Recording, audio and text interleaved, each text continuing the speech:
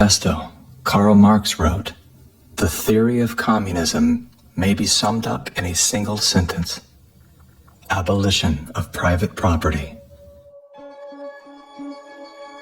Karl Marx was a German philosopher and social theorist who lived in the 1800s. He is the co-author of the Communist Manifesto, which has been referred to as the Bible of Communism. His theories of class conflict and dialectical materialism were instrumental in shaping socialist and communist movements worldwide.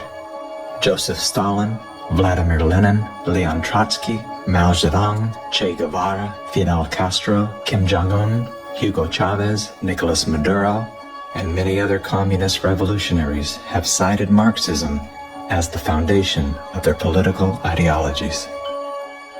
Marx rejected all concepts of God, as well as the traditional family. According to members of his own family, Marx was emotionally, verbally, and physically abusive. His wife, Jenny, was plagued by depression, which was compounded by Karl's adulterous impulses and his inability to provide for his children. Despite his privileged upbringing and formal education, Karl Marx was often unwilling to work and instead relied on the financial support of friends and family.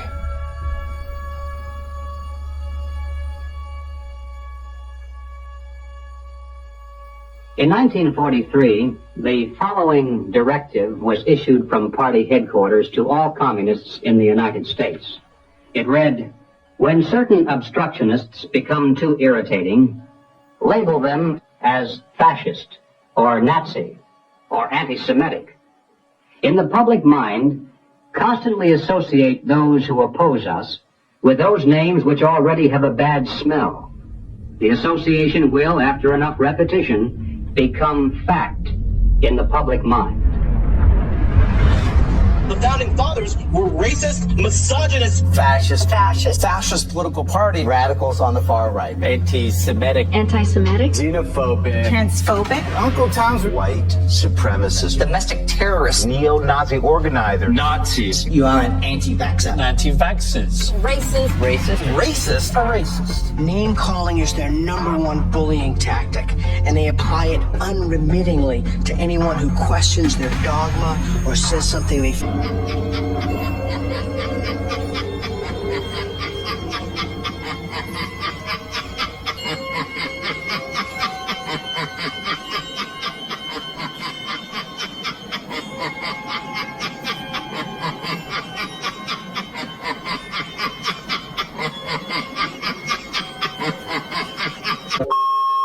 Kamala Harris. And we all know that if Joe Biden should become president, God forbid, that she will be the real president of the United States. So according to various news media outlets, of the more traditional nature, Kamala Harris is a moderate Democrat. She's a pragmatic liberal. But does that square with reality? Her own voting record in the US Senate is to the left of both Elizabeth Warren and Bernie Sanders, but we're told she is a moderate Democrat. Well, I'd like to go into Kamala Harris's background because it's frightening, to put it mildly. Now, Kamala Harris is the daughter of Don Harris, a Jamaican economist, and Shyamala Gopalan, who was a cancer researcher from India. She died in 2009, I believe it was. These two people met together in Berkeley in the 1960s as students. They got married and they had Kamala and her younger sister Maya. But both of them were very active in a group called the Afro-American Association. This was one of the far left sort of black power groups operating at the time. And it was, these people openly supported Fidel Castro. They supported Che Guevara. It was a Marxist group. Throughout his life, Karl Marx developed connections and associations that influenced his ideas and writings. At one point, Marx became a 32nd degree Freemason. During this time, He crossed paths with Friedrich Engels, a German philosopher who had already been involved in a revolutionary group founded by Giuseppe Mazzini, an Italian patriot. Mazzini, who took charge of Illuminati in 1834, had reached the rank of 33rd degree Mason while studying at Genoa University. Throughout his life, Ideas of Karl Marx, a philosopher and revolutionary whose theories on society, economics, and politics shaped the modern world. Born in 1818 in Trier, Germany, Karl Marx studied law and philosophy before moving to Paris, where he began his lifelong collaboration with Friedrich Engels and became deeply involved in political activism. In 1848, Marx and Engels published the Communist Manifesto, a call to action for the working class to rise against capitalist oppression. Marx's magnum opus, Das Kapital, critically analyzed the capitalist system and its inherent contradictions. Marx introduced the theory of historical materialism, asserting that material conditions and economic activities are the primary drivers of societal change. He emphasized the role of class struggle as the engine of historical development. Marx's ideas inspired numerous labor movements and revolutions, profoundly influencing 20th century political landscapes. His critique of capitalism continues to resonate in contemporary debates on economics and social justice.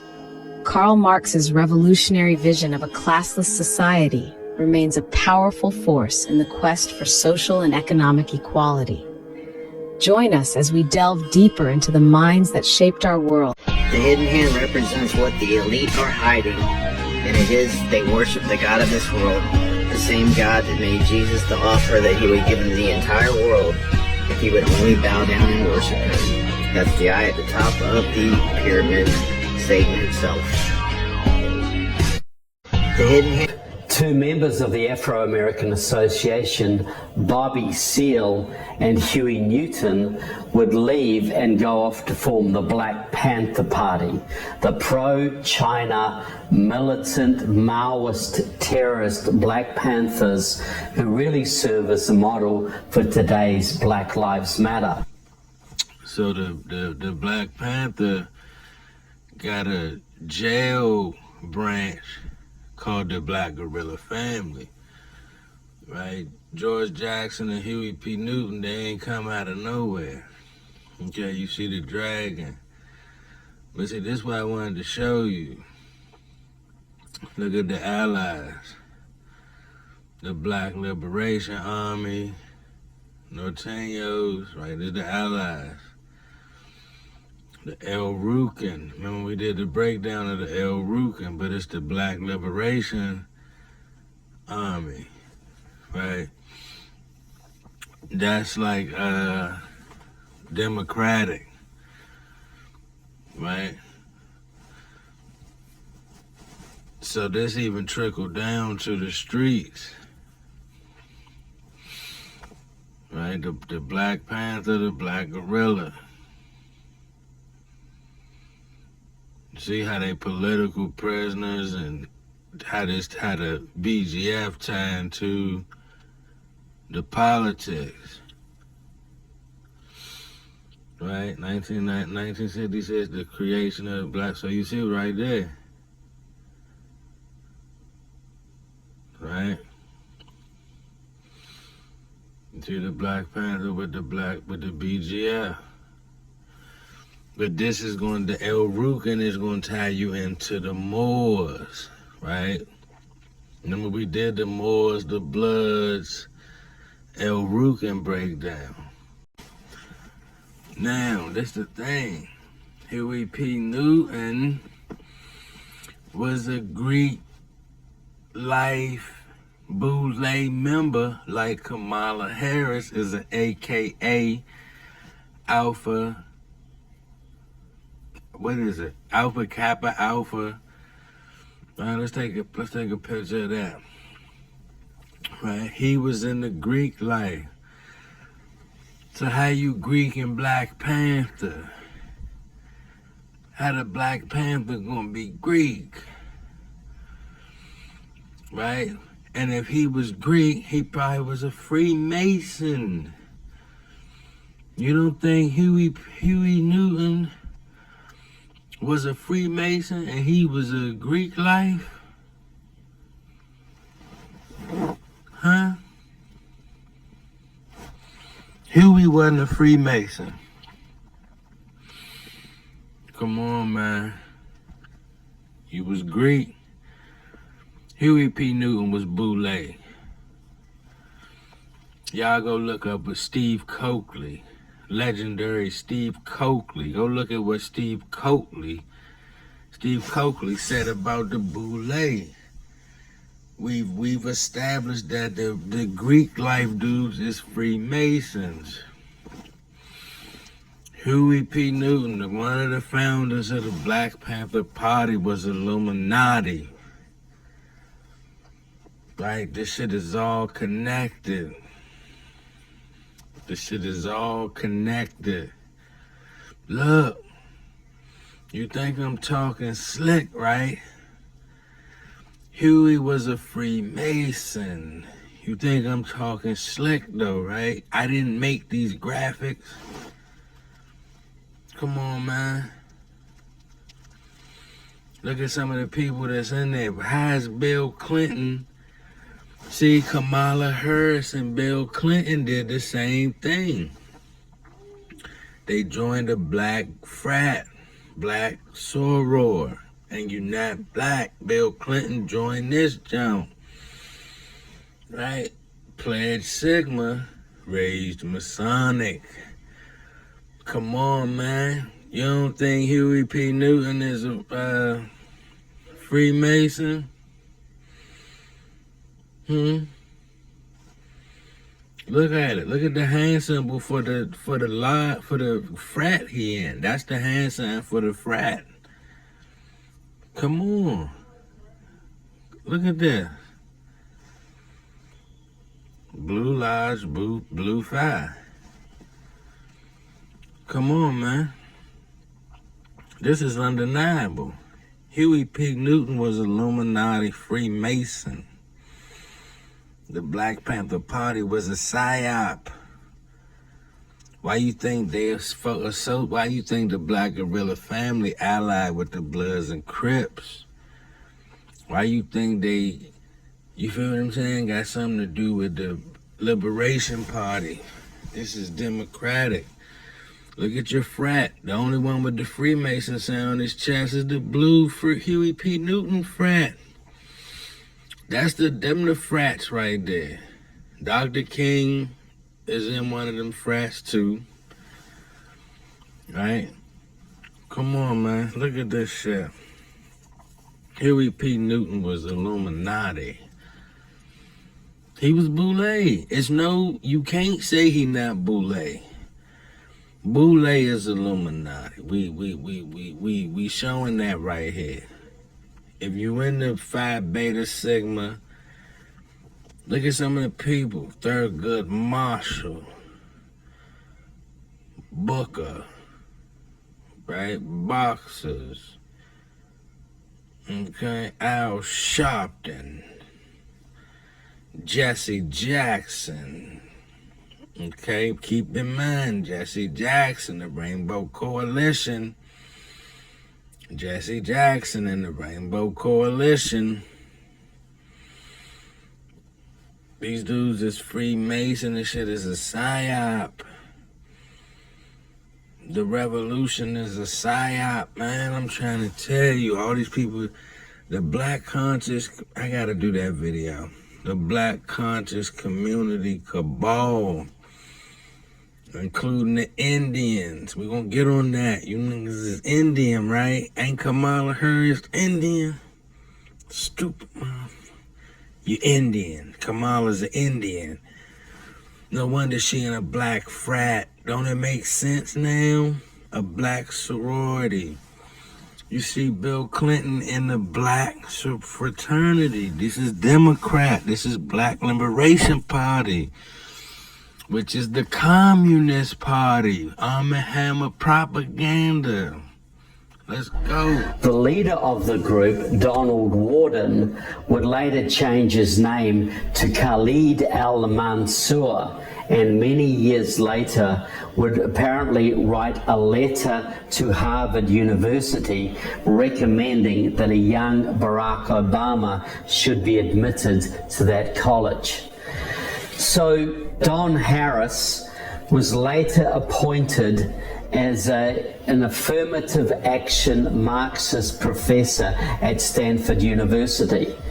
At the time, Stanford only had one Marxist in the economics department and a group of radical students in the Union of Radical Political Economy, which later became a part of Democratic Socialists of America, which we know today from Alexandria Ocasio-Cortez, Rashida Tlaib, and others. They mounted a big campaign at Stanford to bring more Marxists into the department, and they chose Don Harris as the most appropriate candidate. And after a several month long, I think it was a year-long campaign, he was appointed there in 1975, basically as an affirmative action Marxist. So Kamala Harris grew up in that kind of environment, you know, far left parents. She was basically a red diaper baby, the child of Marxists. In her late teens, Kamala Harris went to Howard University in Washington, D.C., the largely black college, where she was a student radical protesting the causes of the day. Then she goes back to the Bay Area, back to San Francisco, and sets her sight on a legal and political career. It's not long after arriving in that city, she started an affair with a man called Willie Brown. Now that set a few tongues wagging, because Willie Brown was a very prominent Democratic politician in the town. He was a leader of the California state legislature and later became mayor of San Francisco. But at the time he was about 60 and young Kamala was about 30. And Willie Brown was still technically married to his wife, though estranged, I believe, at the time. And Willie Brown got Kamala a couple of jobs, you know, like jobs on boards that earned her about $450,000 over 5 years for attending a meeting or two a month, that kind of thing. But the big scandal was this, that Willie Brown was then and remains very sympathetic to communism. Back in the 1960s, he was first elected to public office by members of the Hallinan family. That was a very notorious San Francisco communist family. They were very close to Nancy Pelosi, for instance. And the youth wing of the Communist Party, the W.E.B. Du Bois clubs, elected Willie Brown to his first public job. Willie Brown was supported for many years financially by a man called Carlton Goodlett, who was also a good friend of Nancy Pelosi and a publisher of newspapers for the black community, a longtime Communist Party member, and who even received the Order of Lenin, the Lenin Prize from the Soviet Union for his peace work. So Willie Brown was very active in those communist circles. In those same circles around the time in the early 60s, Dianne Feinstein, then Diane Goldberg, now the senator from California, was very active in those circles too. So Willie Brown, even after his affair with Kamala Harris, still remained active in supporting Communist Party causes. As late as 2000, while mayor of San Francisco, Willie Brown was lending his name to endorsement lists for Communist Party events in the Bay Area. Even today, Willie Brown and Dianne Feinstein work very closely together, empowering the Chinese Communist Party in the Bay Area. Now, I would class them as Communist China's best friends in the whole region. So Kamala Harris decides to get into politics, and her first run is for district attorney in San Francisco. And the man she beat was a member of the same Hallinan family that had elected Willie Brown many years before. But she got elected, and she starts to rise her way, to make a name for herself, and was regarded as a leftist district attorney, but earned herself a little bit of enmity from some members of the black community for some of the stands she made. She was regarded as tough on some issues, but pretty liberal on most. But the man who actually got her the job, the man who actually funded her and financed her, was a man called Stephen Phillips. Now, during the 80s, Stephen Phillips, a young black guy, was a law student at Stanford University. He was an open Marxist-Leninist, very closely affiliated with a pro-Chinese communist group called the League of Revolutionary Struggle.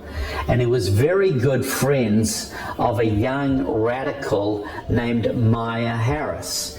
He knew Maya Harris's family very well, and of course Maya was the sister of Kamala Harris. But few people know Kamala like we in the Bay Area do. I've known Kamala and her sister Maya, Maya's daughter Mina, for nearly 20 years now. I've watched her rise in California national politics and partnered with her and her sister on several important political fights. So there was a family connection right there with Steve Phillips. Well, Steve Phillips, in the early 90s, he led much of the League of Revolutionary Struggle into the Democratic Party. They changed the name of the organization.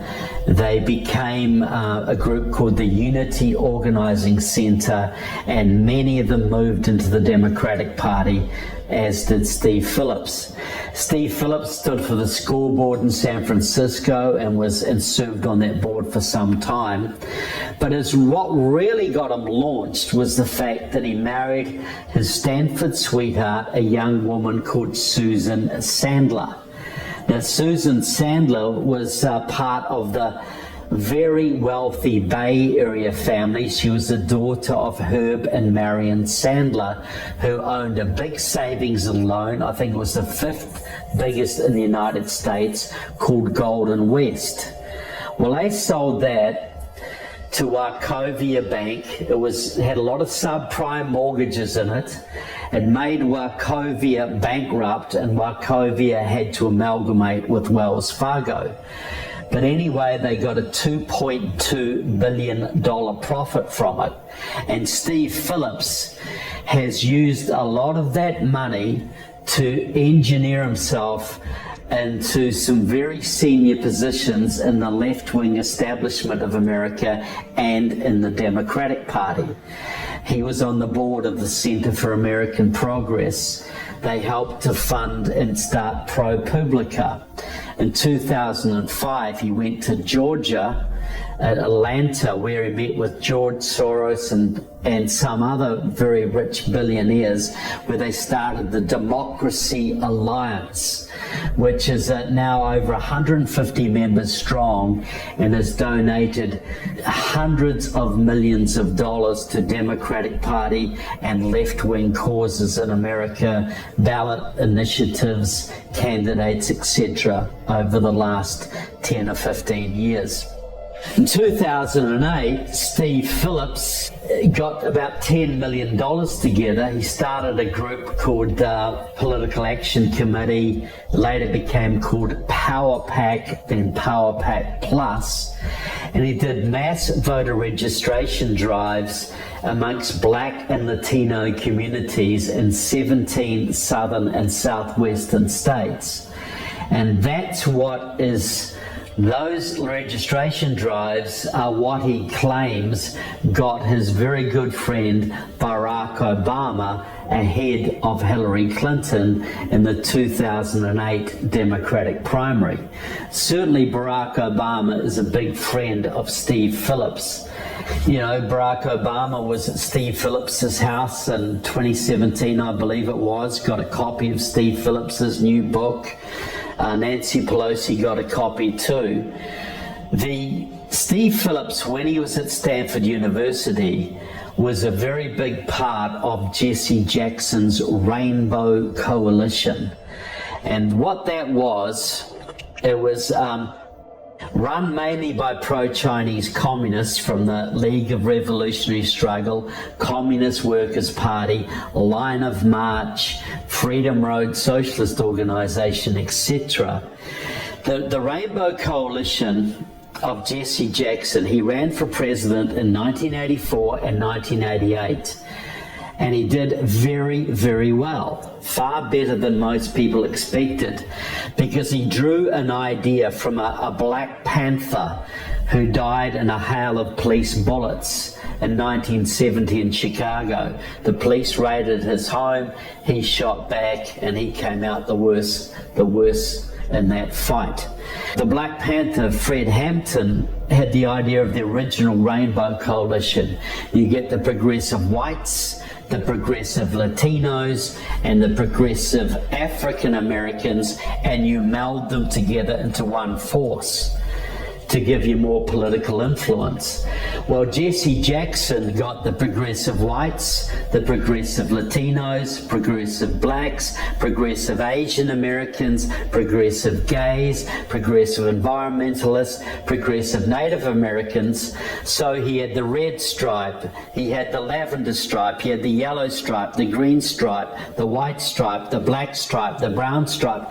And this is his terminology. This is not my terminology. Please understand that. But the idea was you get all the radicals together in one organization, and that gives you a chance to win elections. Well, in those days, minorities were maybe 12 to 15% of the population. Today, they are well over 30%. So the idea was really before its time. And so Steve Phillips has updated that theory. That's what got Obama elected in 2008. The progressive whites with the minorities, with the people of color. That formed the winning Obama coalition. Steve Phillips has written a book called Brown is the New White, a New York Times #1 bestseller. And his argument is really simple.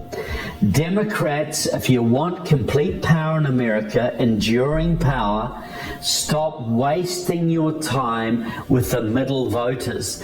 Don't spend all of your money trying to convince 1 or 2% of independents to turn Democrat.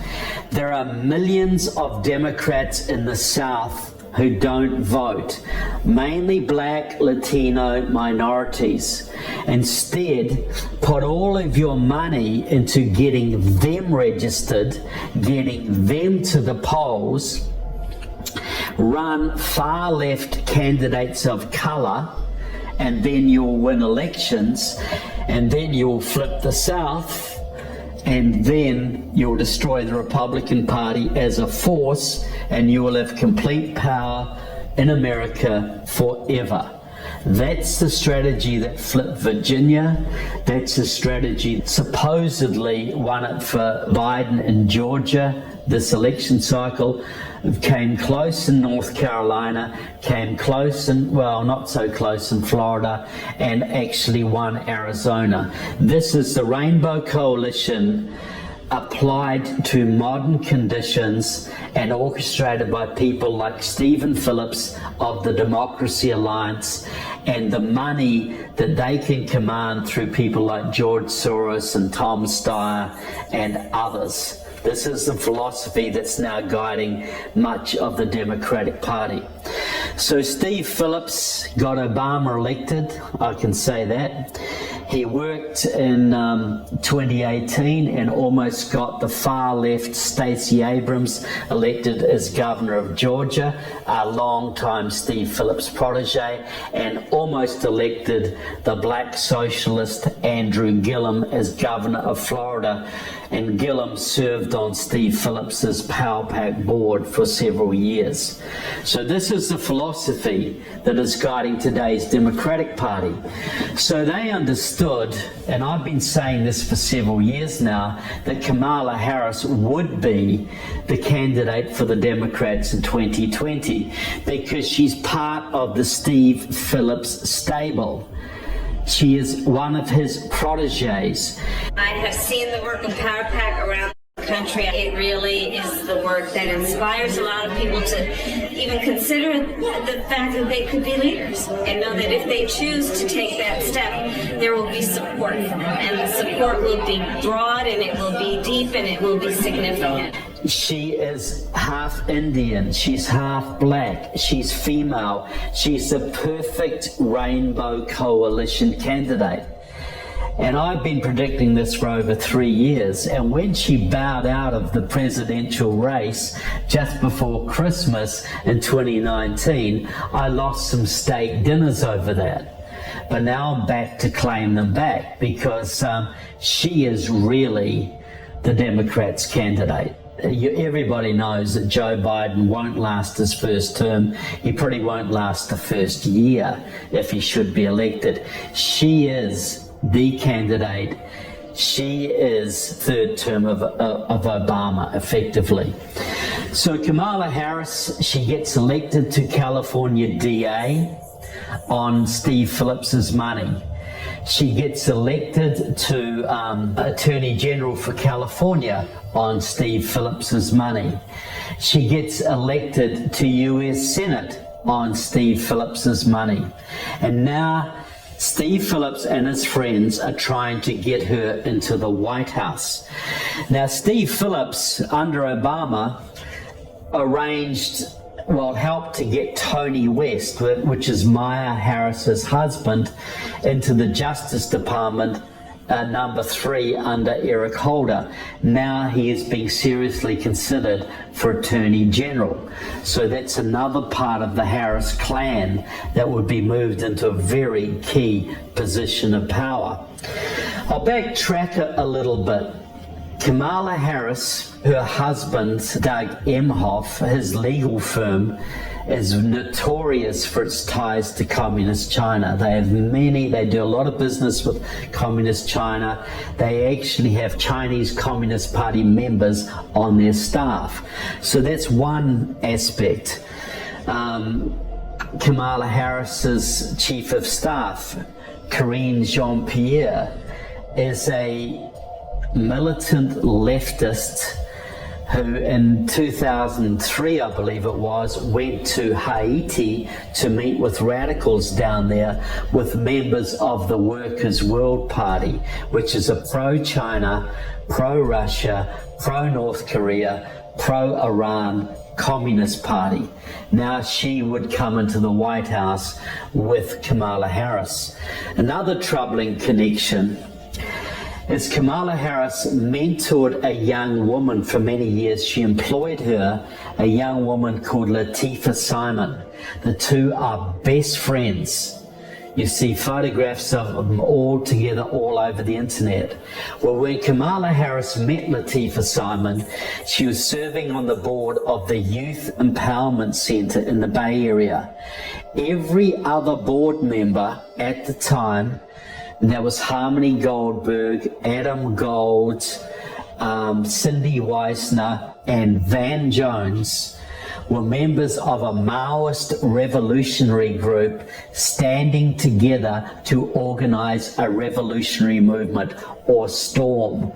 Some people may know Van Jones. He's on CNN. He was briefly Obama's green jobs advisor in charge of a multi-billion-dollar budget.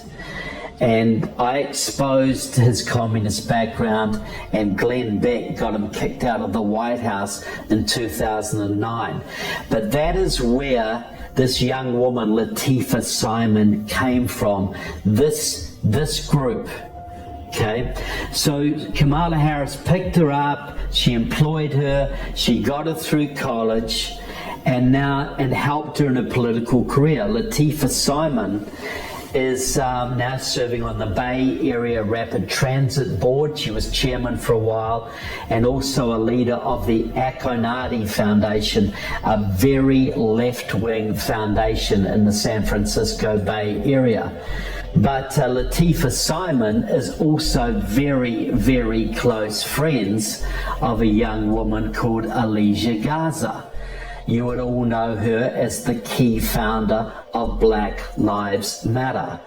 Alicia Garza is very close to Alex Tom, a leader of the San Francisco-based Chinese Progressive Association, which is front for Communist China, for the Chinese Communist Party in the Bay Area. It runs Bay Area politics. So Latifah Simon and Alicia Garza are best friends. The Chinese Progressive Association helped Alicia Garza set up Black Lives Matter. So today, Kamala Harris and Alicia Garza and Latifah Simon form a little set, a group. And recently, before the election, Kamala Harris was on record saying that the Black Lives Matter protests of 2020 were essential.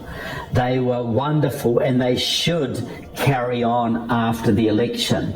Black Lives Matter is now trying to tell Joe Biden who he should or should not put into his cabinet. Black Lives Matter is now trying to pressure California Governor Gavin Newsom to replace Kamala Harris in the US Senate with either Bay Area Congresswoman Barbara Lee or Los Angeles Congresswoman Karen Bass. Both of those women were involved with the Black Panther Party. Both were involved with the Communist Party USA.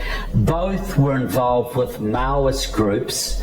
Barbara Lee's been to Cuba 22 times. Karen Bass has been there 16 times. Both of them are communists. Both come out of the Black Panther milieu. So Black Lives Matter is trying to get the California Senate under its control, plus get their very good friend Kamala Harris into the White House. Can you imagine if they succeed in those goals? So if you look at Kamala Harris, she's a red diaper baby. Her whole career depends on pro-Chinese communists. Willie Brown, Steve Phillips, her parents, all of the people around her who have guided her career, who helped her. You know, she's even married to a man who works for the Chinese communists. Donald Trump recently said that if Joe Biden becomes president, this country will be owned by China. Well, he couldn't have picked a better VP candidate to help him in the job than Kamala Harris. She will be China's best friend in the White House if, God forbid, she gets into that position. Are Native Americans from India? The pre-Columbian contact theory suggests that ancient Indians traveled to the Americas before Christopher Columbus's arrival. The mainstream scientific consensus, based on archaeological, genetic, and linguistic evidence, strongly supports the theory that Native Americans are descendants of people who migrated from Siberia across a land bridge known as Beringia during the last ice age, approximately 15,000 to 20,000 years ago. This migration is known as the Bering Land Bridge theory. As the Ice Age glaciers receded, the land bridge connecting Siberia and Alaska allowed humans to cross into the Americas. Over time, these early migrants spread and diversified, giving rise to the numerous indigenous cultures and tribes found throughout North, Central, and South America. The idea of Indian origin for Native Americans likely arose from early European explorers' misnaming of the indigenous peoples as Indians due to their belief that they had reached the eastern shores of India rather than a new world. You niggas claiming Indian though, right? So George Soros, right, he got his own Illuminati Google search, right? Philanthropist, subject of many conspiracy theories. This is Obama man, right? The Madoff and them, right? Global economy, code word for conspiracy theories, anti-Semitite, Islamophobia, right? So it's all a gaffle. It's all a ruse, especially with the Democrats, right? Rothschilds, remember the Rothschilds helped MLK, Freemasons and Illuminati, right there on your screen. I didn't type that, right? Brett Kavanaugh, Trump, they got different years of conspiracy, and this is the dude closely associated with Obama. Come on now, just look at all the highlighted words. Forget what the fuck I'm saying.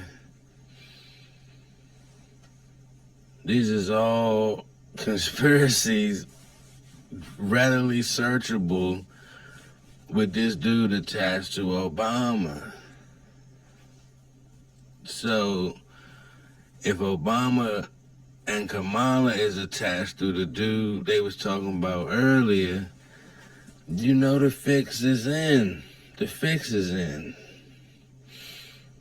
Right? This is the dude. She Indian, but y'all motherfuckers talking about y'all Indian. Okay.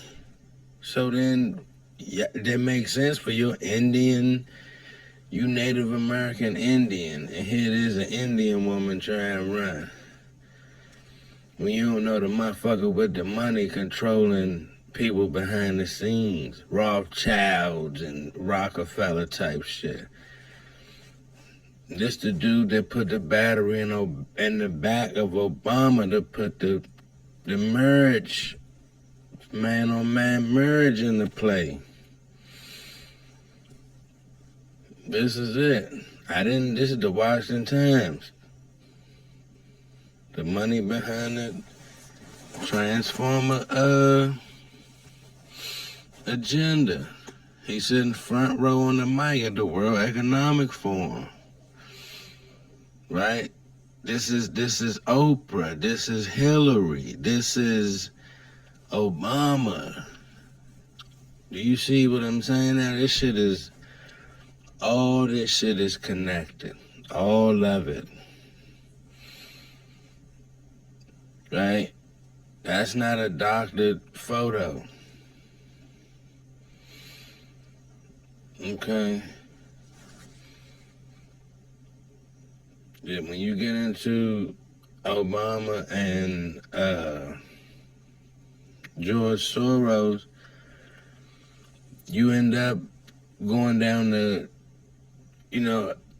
Pleasure Island rabbit holes. You remember what happened with Hillary and the Domino's Gate, the Red Baron Gate. You remember what happened with that shit? Right? But see, this dude this is the Democrat. He with Hillary, he with Obama, the Soros conspiracy. They writing books about this shit, the puppet master. Right? And this video's on Soros. Maybe we'll drop one on the troglodyte, but this video's out there. Right? Shadow government, deep state. This is what I'm saying. The Black conscious community is a part of the deep state. They in bed with the red pill, right? That's why Tommy and it's all one, right? It's all one, enemy, right? Obama got the man on man marriage, put through in the law, right? And if George Soros put the money on the table, you feel what I'm saying? This is what time they on. So no wonder Black Lives Matter, promoting that alternative lifestyle. They going LGBT rights. You got the Rabbi Rothschild and the civil rights movement. Right? Come on, you don't remember MLK with Jacob Rothschild? There's numerous pictures of MLK out there with the Rothschild. The whole civil rights movement been a play. Dane Calloway done exposed Rosa Parks, niggas saying Nat Turner and Frederick Douglass ain't real. Like, the whole thing is looking like a PSYOP. Dane Calloway say that certain characters ain't real. Come on, man, they got pictures. This man done been civil rights partnership. The Rothschilds funded MLK civil rights situation. It's a social science experiment. Recognize the district. Like, come on, man. How far are we gonna go back with this shit? Mansa Musa showed up here with slaves. The Native American had slaves. The troglodyte had slaves. Like, it's not like the whole, like, what are we doing here? What are we doing here? Right? So when you see, you gotta look for the signs and the symbols. Richard Pryor, cold-blooded Freemason. Why would he take his Freemason picture pointing to his temple? Right? Because that's a Masonic sign. So from Malcolm X, Marcus Garvey was a Freemason. It's nowhere to turn. You can't deny this one. The whole Black Revolution been a PSYOP. The revolution won't be televised. It's been a PSYOP. You got the Nation of Islam, right? Remember they was protecting the rappers and Tupac when the violence and, But they with the Dianetics. They with the Church of Scientology. That's a fact. They done aligned themselves with the Church of Scientology. Come on, girl. Put your Snoopy on you. Freemason right there. Garvey, more science. You see what the fuck I'm saying, y'all? Getting it on. Partying on the mothership. Start y'all here. Citizens of the universe. Getting it on. Partying on the mothership. Partying on the mothership. Partying on the mothership. Partying on the mothership. Partying on the mothership. More science. Freemasonry, Garveyism, Malcolm X, Muhammad Ali, Sunni Islam, Louis Farrakhan, Dianetics, Anti-Defamation League, Black Supremacy.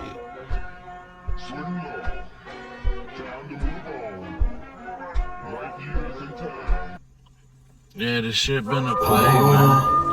Farrakhan, cold-blooded. We've got your ass. Freemake, cold-blooded. We've got your ass now. None of these images or words you've seen is mine. This is not my thoughts and opinion. This is really scary. Fact. Nobody's legit. All of them compromised.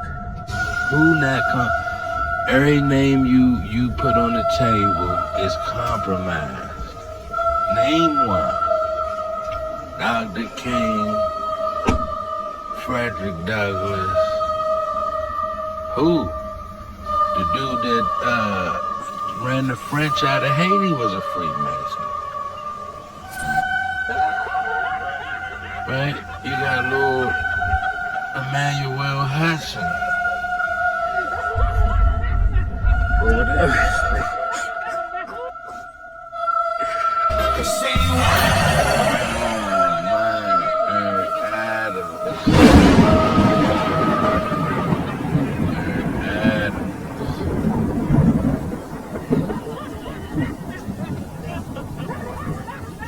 Hey, bro, come on now, dog. Come on, man. You don't find that suspicious? You don't find that suspicious? You don't find that suspicious? Muslim Illuminati.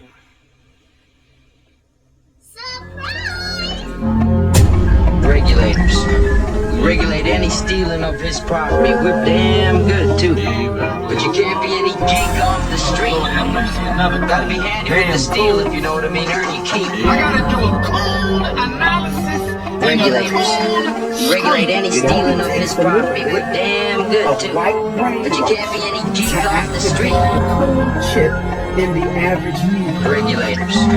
We regulate any stealing of his property. We're damn good too. But you can't be any geek off the street. Gotta be handy with the steal, if you know what I mean. Earn your keep.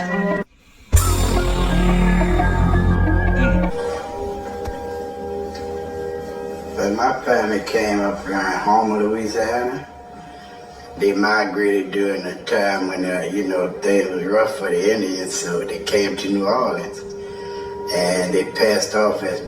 Indigenous people never vanished. We were written out of history. People get really upset and say, well, you're not really Indian. Well, yes, they are. They had to lie about who they were.